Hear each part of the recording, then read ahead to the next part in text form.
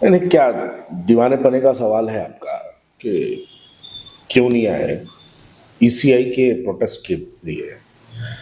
Election commission of India के पर आज जो प्रोटेस्ट हुआ, जिसमें 300 अपोजिशन के एमपीज जिसमें प्रोटेस्ट करें, उसमें आपकी हैदराबाद की क़यादत कैसे प्रोटेस्ट करेंगी भाई? उनके पास खुद 7 लाख बोकस वोट्स है पूरे हैदराबाद पार्लियामेंट के अंदर। आखिर ठीक है, वो एक अपनी जगह है, लेकिन अपोजिशन प्रोटेस्ट कर रही थी। मोदी और मोदी के चाहने वाले लोग प्रोटेस्ट नहीं कर रहे थे। लोग भूल जाते हैं, थोड़े दिन पहले पार्लियामेंट में 261 एमपीज को सस्पेंड किया गया। अपोजिशन के 261 एमपीज को सस्पेंड किया गया। असदुद्दीन ओवैसी साहब को सस्पेंड नहीं करे, उन्होंने अपोजिशन में नहीं है, उनको कंसिडर मत करो। हाँ, कुछ बेवकूफा पागला सोशल मीडिया पे आके नहीं मोदी से लड़ रहे, इन्हों अच्छा लड़ते, इन्हों लड़ते, कुश्तियां इनको चाहते, टंगा भेरी इनको चाहती, ये दीवाने बातें जो करते रहते। लेकिन हकीकी तौर पे जब 261 एमपीज को सस्पेंड करते, असदुद्दीन ओवैसी साहब का सस्पेंशन की लिस्ट में नाम नहीं रहता। आज जब 300 MPs election commission of India की ऑफिस के बाहर प्रोटेस्ट करते, पूरे हिंदुस्तान के जितने opposition political parties, every political party, सिर्फ बीजेपी की जो गवर्नमेंट आज जो फॉर्म करे हुए, जैसा कि चंद्रबाबू नायडू की गवर्नमेंट, नीतीश की गवर्नमेंट और असदुद्दीन ओवैसी साहब, ऐसे लोग बीजेपी की तारीफ में आज लोग वहां पे प्रोटेस्ट नहीं करे। आप लोग क्या लेकिन दूसरी जानिब आप लोग क्या समझते हैं, बीजेपी को जब उनके लाइक माइंडेड एमपीज की जरूरत पड़ती है, स्टडी टूर, बाहर इंटरनेशनल टूर पे भिजाने के लिए जब जरूरत पड़ती है, तो अपने लाइक माइंडेड लोगों को सेलेक्ट किया जाता है।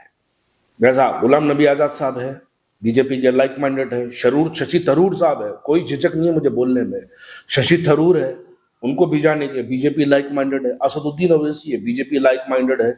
ये लोगों को भिजाने के लिए बीजेपी इनको सेलेक्ट करती है। तो हाँ, बीजेपी जितना बोली उतना करना। बीजेपी बोली खतर को जाओ तो जाना, बीजेपी बोली आप अल्जीरिया को जाओ तो जाना, बीजेपी बोली इलेक्शन कमीशन ऑफ इंडिया की ऑफिस के बाहर नहीं जाना तो नहीं जाना। इसलिए क्योंकि जब बीजेपी बोलती नहीं जाना तो नहीं जाना। मैं इससे पहले भी कहा था, ये पुराना नारा है भारतीय जनता पार्टी को, जब जब बुरा वक्त आता है तो भारतीय जनता पार्टी अल मदद या ओवैसी बोलती है, और इन्हों बीजेपी की मदद करने के लब्बैक या मोदी बोल के मैदान में कूद जाते हैं। ये इनका पुराना स्टाइल है।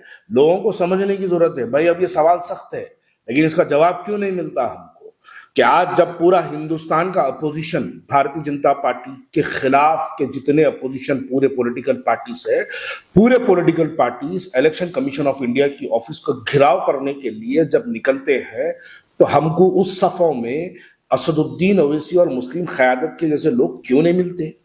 इसलिए नहीं मिलते क्योंकि ये लोग जानते हैं कि इनकी सियासी बुनियाद और हैदराबाद में जीतने की जो बार बार कामयाबी बनती है, ये खुद एक झूठ की बुनियाद पर और हैदराबाद के अंदर बोकस वोटों की बुनियाद पर। असदुद्दीन ओवैसी खुद अपने जलसों में बोलती है, हमारी माए बहनें अपने वोटों को डाल के उंगलियां छिलवा देती बोलते। ये उंगलियां कैसे छिलते मालूम है आपको? पहले लाइन मारते, फिर ले आके वाइटनर से साफ करते, फिर थिनर से साफ करते, फिर जाते, फिर वोट डालते, तब जाके छीलते। तो बरकत के वोट डालो, मेरी माँ बहनों बरकत के ओटा डालो। कौन बोलते बरकत के ओट का मतलब क्या है? Bogus votes, duplicate votes. तो जो कायद अपनी आवाम को बोकस वोटिंग की तरबियत देता, तो वो कायद बोकस वोटों के खिलाफ एहतजाज कैसा कर सकता? कोई नहीं कर सकता। तो लिहाजा ये बोलना बेकार है कि असदुद्दीन ओवैसी साहब आज प्रोटेस्ट में क्यों नहीं गए, वो यूं नहीं गए, वो यूं नहीं गए, बोलना बेकार है।